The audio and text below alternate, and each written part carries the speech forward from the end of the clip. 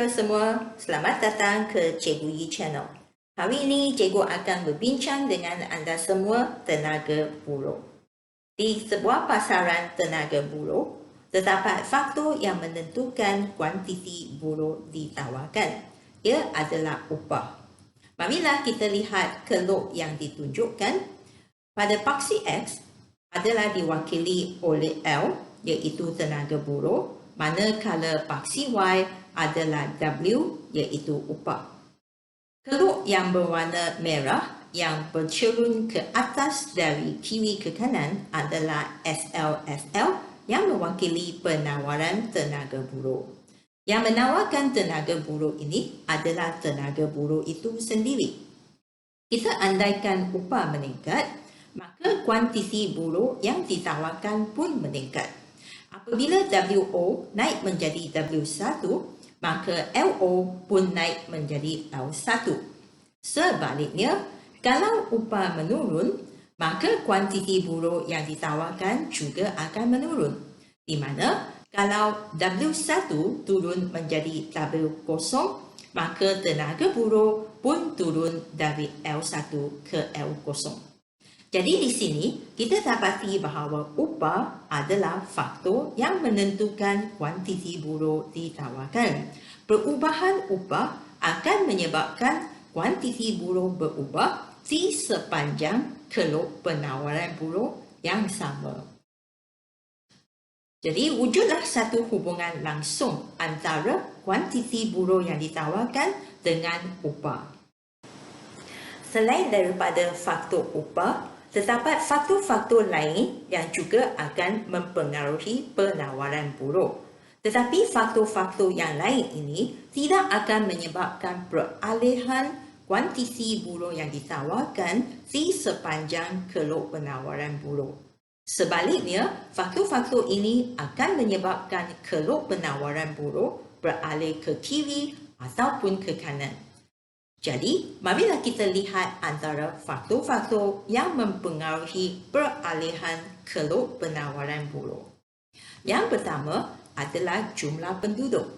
Apabila jumlah penduduk di sesebuah negara meningkat, terutamanya penduduk di dalam lingkungan pekerja, iaitu antara 15 hingga 64 tahun, maka tenaga buruh ini akan menyumbangkan kepada penawaran buruh. Jadi penawaran buruh di pasaran akan meningkat.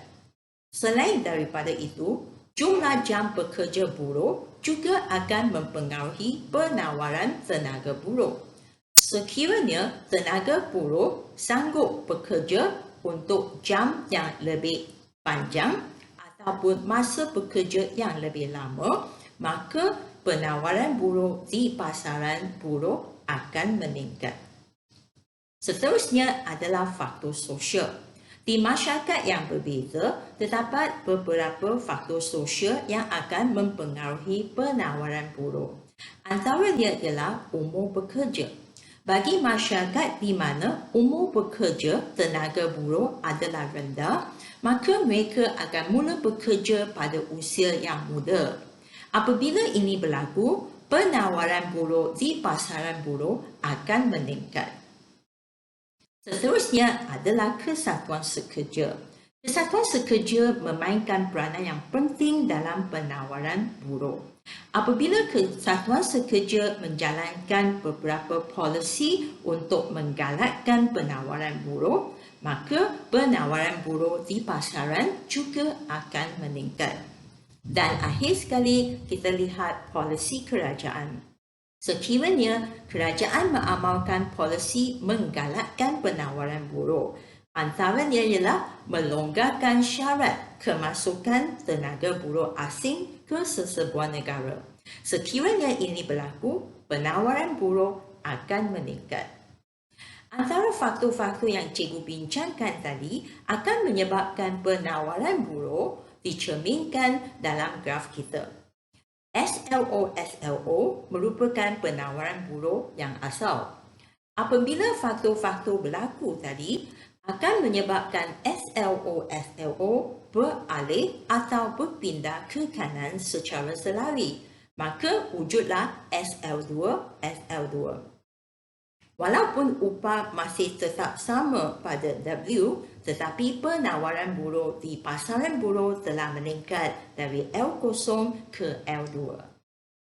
Sebaliknya, kalau jumlah penduduk di sesebuah negara menurun, mungkin kerana bencana alam atau wujud peperangan. Bila jumlah penduduk menurun, maka penawaran buruh juga akan jatuh. Jumlah jam bekerja. Sekiranya tenaga buruh tidak sanggup bekerja untuk waktu yang lama, mungkin kerana tenaga buruh lebih mementingkan masa lapang, masa rehat ataupun masa bersama dengan ahli keluarga mereka. Maka ketidaksanggupan untuk bekerja bagi masa yang lama juga akan menyebabkan penawaran buruh menurun. Faktor sosial. Bagi setengah masyarakat, taraf pendidikan adalah amat dipentingkan. Jadi ada tenaga buruh yang diberikan pendidikan dan juga latihan untuk satu jangka masa yang lama sebelum mereka menceburi dalam profesi yang tertentu. Maka bolehlah dikatakan usia untuk bekerja telah dipertingkatkan. Jadi secara tidak langsung ini juga akan menurunkan penawaran buruh. Kesatuan sekerja kadang-kala juga akan mengetatkan penawaran buruh. Jadi kalau syarat-syarat mengetatkan penawaran buruh dilaksanakan oleh kesatuan sekerja, maka penawaran buruh di pasaran juga akan menurun. Polisi kerajaan. Kerajaan juga boleh mengetatkan syarat-syarat kemasukan tenaga buruh asing ke sesebuah negara. Apabila ini berlaku, penawaran buruh juga akan menurun.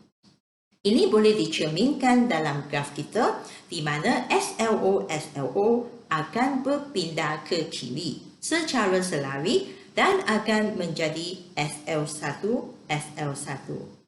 Jadi, walaupun pada upah W yang sama, tetapi penawaran buruh sudah menurun dari L0 ke L1. Jadi, ini adalah antara faktor-faktor yang boleh mengalihkan keluk penawaran buruh ke kiri ataupun ke kanan. Selain daripada melihat penawaran buruh, kita juga melihat permintaan buruh. Didapati bahawa upah juga merupakan faktor penentu yang utama dalam menentukan kuantiti buruh diminta. Siapa yang minta tenaga buruh? Majikan, pengeluar ataupun firma. Didapati bahawa keluk permintaan buruh adalah mencerun ke bawah dari kiri ke kanan. Jadi pada WO, kuantiti buruh yang diminta adalah pada LO. Kita andaikan upah telah meningkat. Apabila upah meningkat, maka kuantiti buruh diminta akan menurun. Jadi ini ditunjukkan oleh graf kita apabila WO naik menjadi W2, L0 yang diminta akan turun menjadi L1 kerana upah telah menjadi lebih mahal dan majikan akan kurang meminta tenaga buruh. Sebaliknya, kalau upah menurun, maka kuantiti buruh yang diminta akan naik. Maka kita lihat anak panah yang berwarna hijau.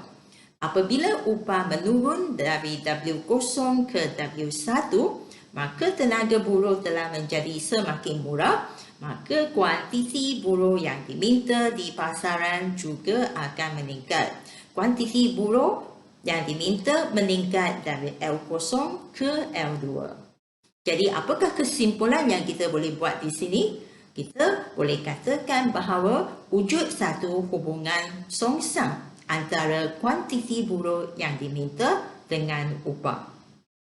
Jadi kita lihat apabila upah berubah, dia akan menyebabkan permintaan buruh bergerak di sepanjang keluk permintaan buruh yang sama.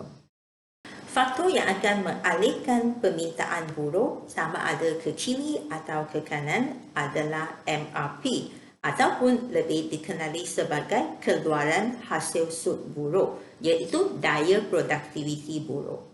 Berdasarkan raja yang ditunjukkan, permintaan buruh di LO mencerun ke bawah dari kiri ke kanan menunjukkan pada W kuantiti buruh yang diminta adalah pada L0.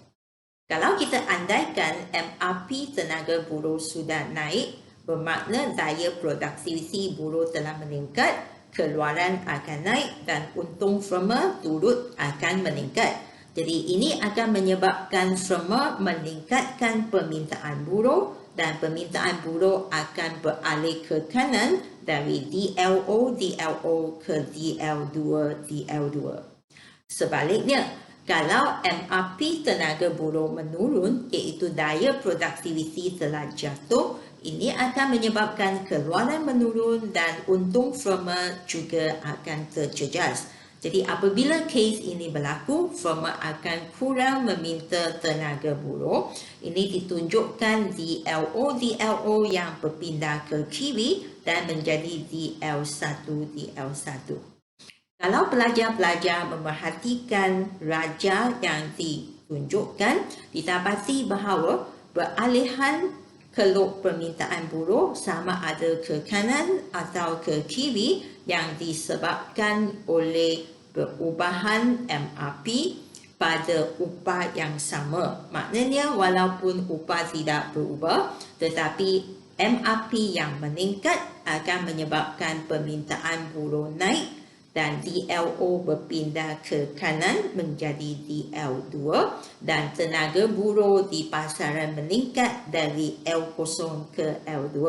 Sebaliknya, apabila MRP menurun, ini akan menyebabkan peralihan DLO ke kiri menjadi DL1 dan walaupun upah sama tetapi buruh di pasaran akan menurun dari L0 ke L1.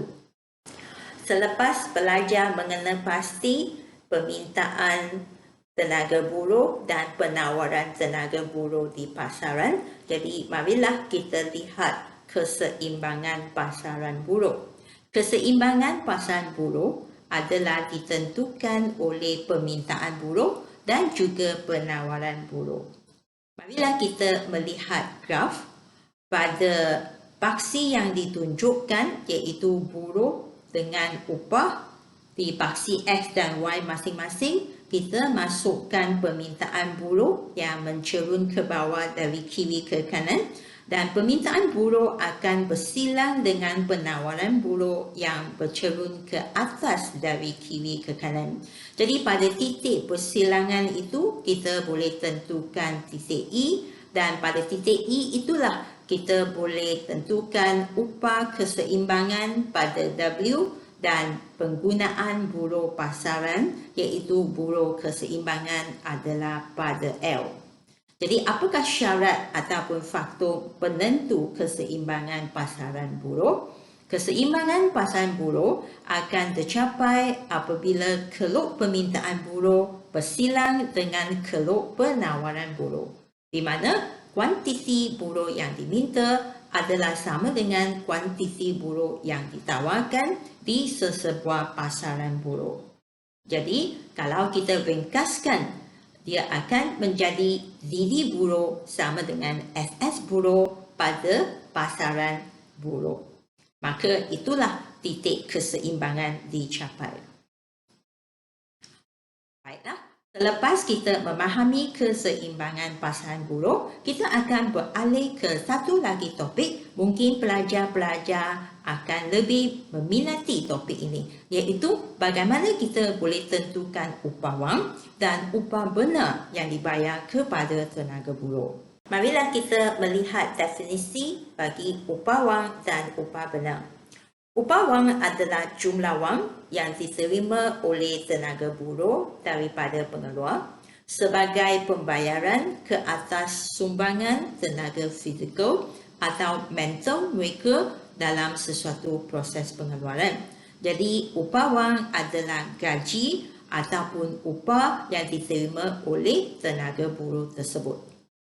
Bila kita membincang tentang upah benar adalah kuasa beli upah wang untuk membeli barang dan perkhidmatan bagi memenuhi keperluan dan kehendak seseorang individu.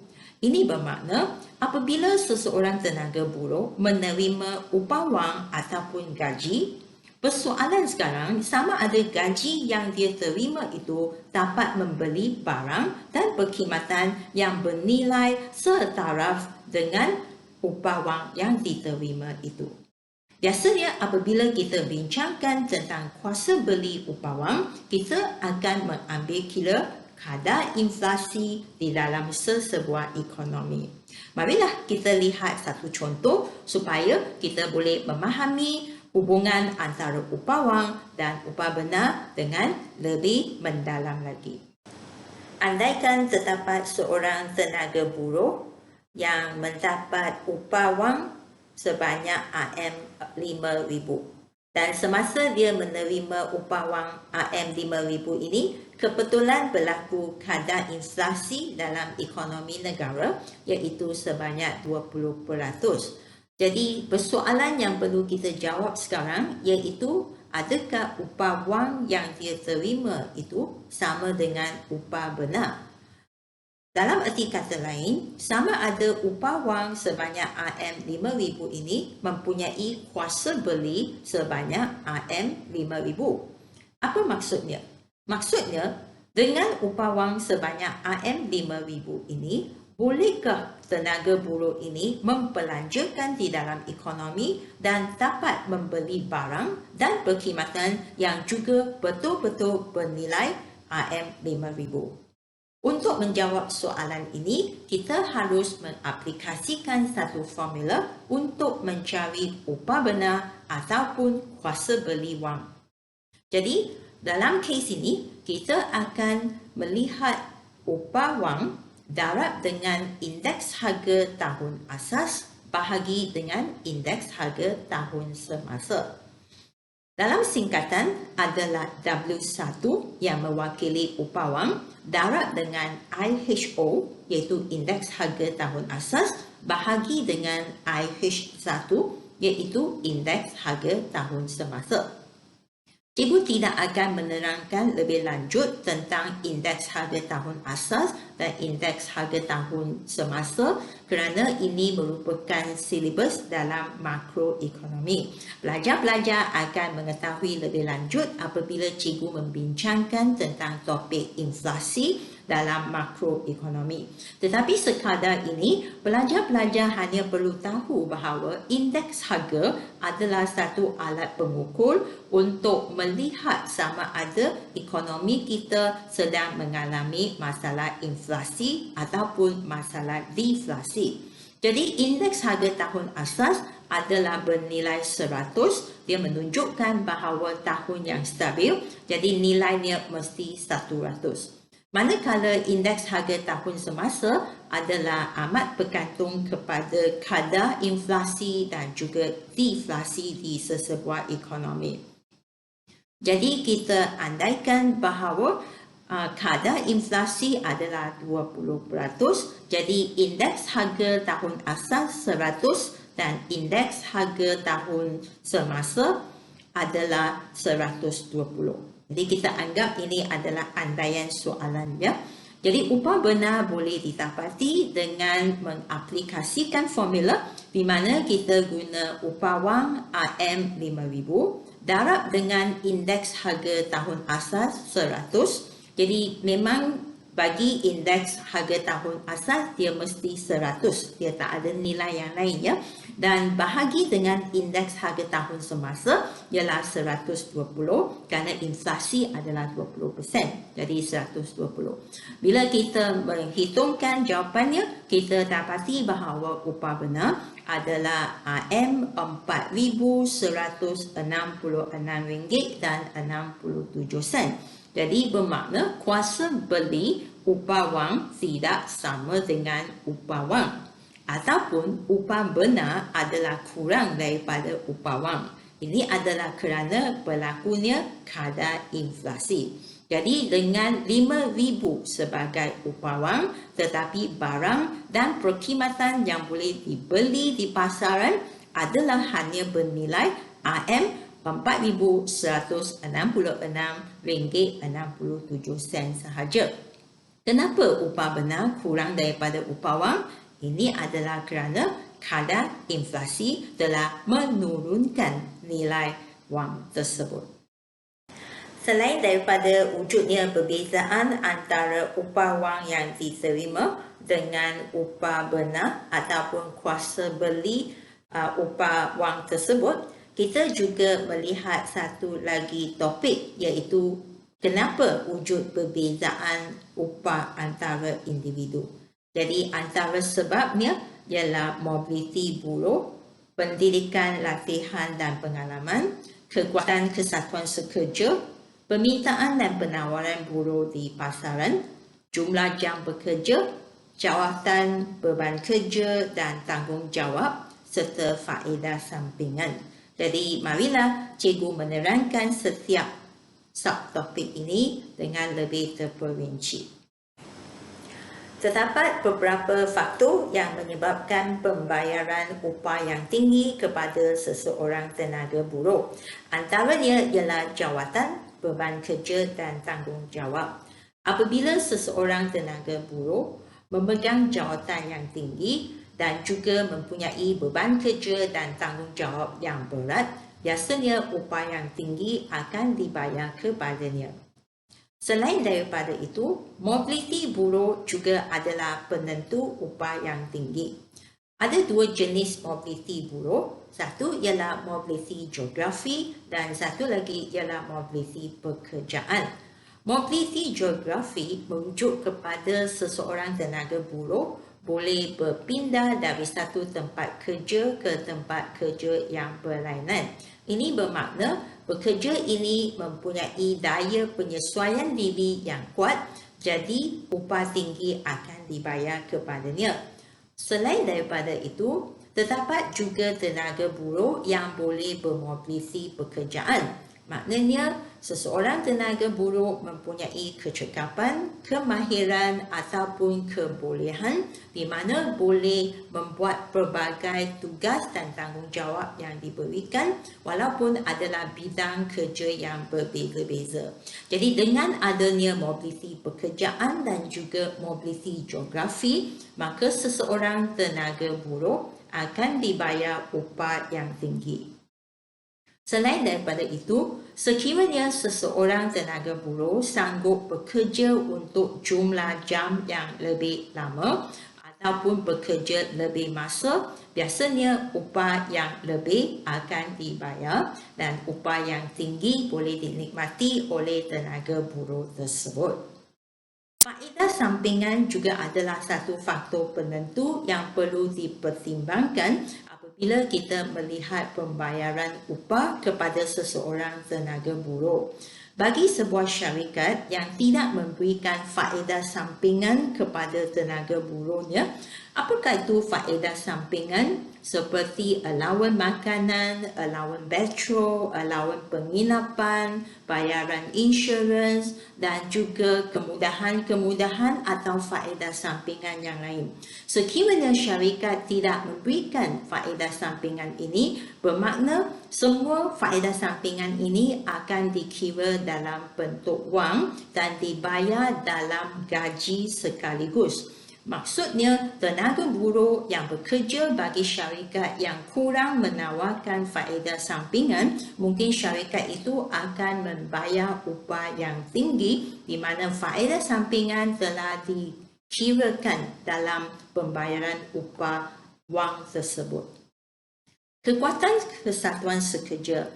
Kalau dalam profesion yang tertentu di mana kesatuan sekerja adalah kuat dan selalu memperjuangkan pembayaran upah dan juga faedah yang lain untuk tenaga buruh, maka tenaga buruh ada peluang yang lebih tinggi untuk mendapat upah yang tinggi. Lebihan permintaan buruh di pasaran juga adalah satu faktor penentu pembayaran upah yang tinggi. Bagi setengah-setengah profesion di mana permintaan buruh adalah lebih tinggi daripada penawaran buruh, maka wujudlah lebihan permintaan buruh. Dan lebihan permintaan buruh ini adalah satu keadaan di mana kekurangan tenaga buruh dan buruh yang sedia ada di pasaran tersebut selalunya akan dibayar upah yang tinggi. Akhir sekali, pendidikan, latihan dan pengalaman yang tinggi pada seseorang tenaga buruh juga akan menyumbangkan kepada pembayaran upah yang tinggi. Antara sebab yang menyebabkan seseorang tenaga buruh dibayar dengan upah yang rendah adalah di mana mereka memegang jawatan yang rendah, beban kerja dan tanggungjawab yang mereka pikul juga adalah lebih ringan, jadi upah yang rendah dibayar kepada mereka. Selain daripada itu, tenaga buruh mungkin kurang bermobiliti geografi dan juga tidak bermobiliti pekerjaan, mana mereka tidak sanggup berpindah dari satu tempat kerja ke tempat kerja yang lain. Mereka juga tidak cekap dalam membuat bidang tugasan yang selain daripada bidang mereka. Jadi oleh kerana kurang bermobiliti, upah yang mereka terima juga adalah lebih rendah.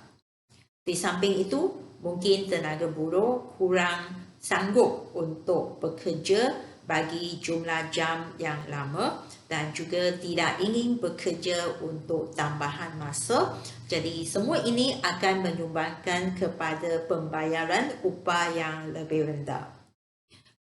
Walau bagaimanapun, ada setengah tenaga buruh telah mendapat faedah sampingan yang tinggi di mana selain daripada upah wang, firma membayar mereka faedah sampingan seperti allowance makanan, allowance penginapan, allowance kesihatan dan sebagainya.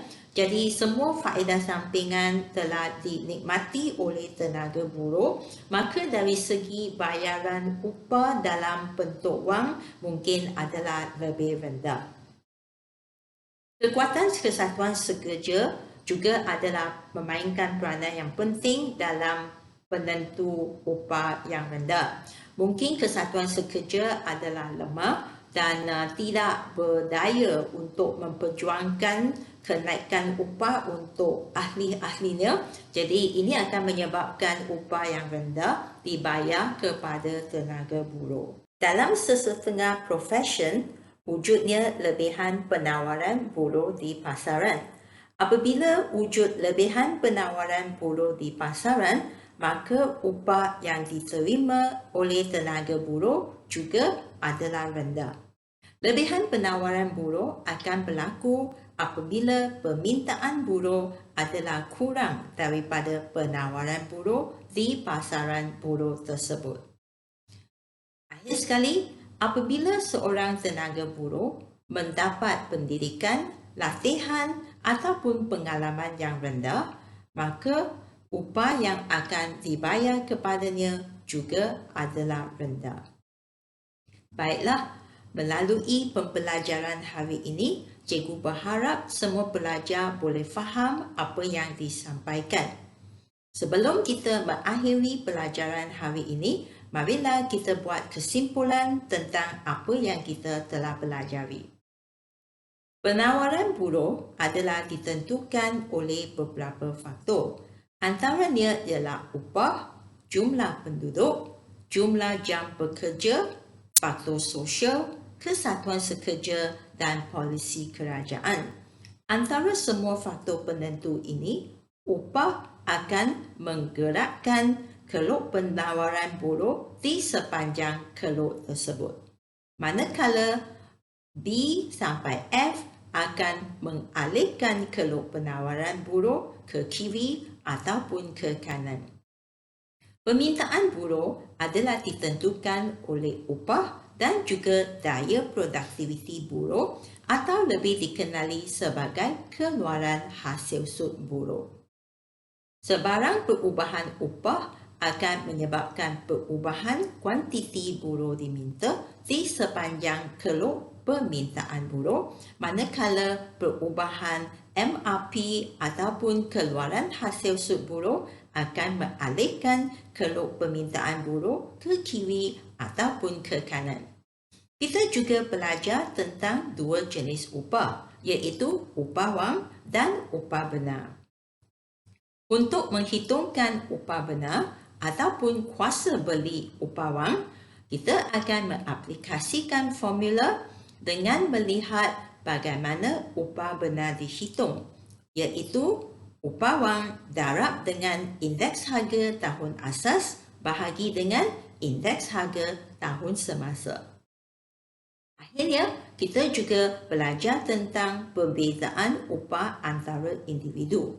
Antara faktor penentunya adalah jawatan, beban kerja dan tanggungjawab kerja seseorang buruh, mobiliti buruh, jumlah jam bekerja, faedah sampingan yang diterima oleh tenaga buruh, kekuatan kesatuan sekerja bagi profesion tertentu, keadaan permintaan dan penawaran buruh di pasaran buruh, dan akhir sekali pendidikan, latihan dan pengalaman yang ada pada seseorang buruh.